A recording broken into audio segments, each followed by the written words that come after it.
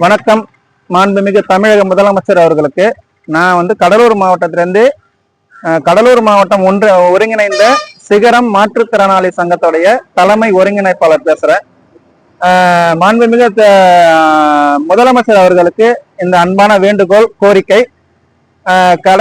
தமிழகம் முழுவதும் உள்ள மகளிருக்கு சமீபத்துல 13ஆம் தேதி காலையிலே விடிய காலையிலே ஒரு இன்ப அதிர்ச்சியா அனைத்து குடும்ப அட்டைதாரர்களுக்கும் 5000 ரூபாய் நீங்க அவங்க அக்கௌண்ட்ல போட்டிருந்தீங்க. இதை ரொம்ப மகிழ்ச்சியாவே எடுத்துக்கலாம். அதுக்கு வாழ்த்துக்களும் எங்க அமைப்பு மூலியமா நாங்க தெரிவிச்சுக்கிறோம். ஃபர்ஸ்ட் இதுல 3 மாசத்துக்கு மகளிர் உரிமை தொகை பிளஸ் கோடை சிறப்பு நிதின்னு சொல்லி போட்டிருந்தீங்க. இந்த கோடை சிறப்பு நிதின்றது மாற்றுத்திறனாளிகள், முதியோர்கள் இவர்களுக்கு எல்லாம் கோடை வராதா, இல்ல அவங்களுக்கு ஏதாவது கொடுக்க கூடாதுன்ற ஒரு திட்டத்தோட நீங்க வெறும் மகளிருக்கான ஓட்டுக்கு மட்டும் அந்த அமௌண்ட்டை போட்டிருக்கீங்களா? எங்களுக்கு கொடுக்க வேண்டிய உதவித்தொகை நீங்க யாராலையும் நிப்பாட்ட முடியாது. சரி, இப்ப மகளிர் உரிமை தொகை நிப்பாட்டுருவாங்கன்ற ஒரு அச்சத்திலேயே கூட நீங்க அந்த அமௌண்ட்டை போட்டிருக்கீங்க. சந்தோஷம். என்ன நாங்க கேட்கறது என்னன்னாக்கா, நாங்க பல கட்ட போராட்டமா பண்ணிட்டு வரோம்.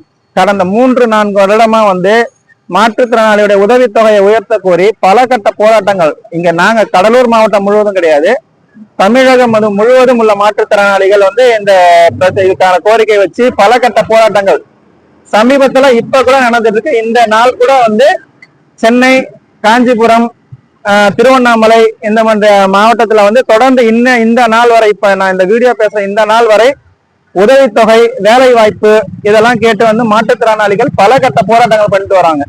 இந்த நிலையில நீங்க தமிழக அரசு நீங்க என்ன பண்ணிருக்கீங்கன்னா மகளிருக்குன்னு சொல்லிட்டு 3000 ரூபாயும் கோடை சிறப்பு நிதின்னு சொல்லி 2000 கொடுத்துருக்கீங்க. சந்தோஷம் தான். இருந்தாலும் இதை இந்த விஷயத்துல மாற்றுத்திறனாளிகள் உங்க பார்வைக்கு படலையா, இல்ல மாற்றுத்திறனாளிகள் எதுவும் செய்யக்கூடாது என்ற ஒரு எண்ணத்தோட இருக்கீங்களா?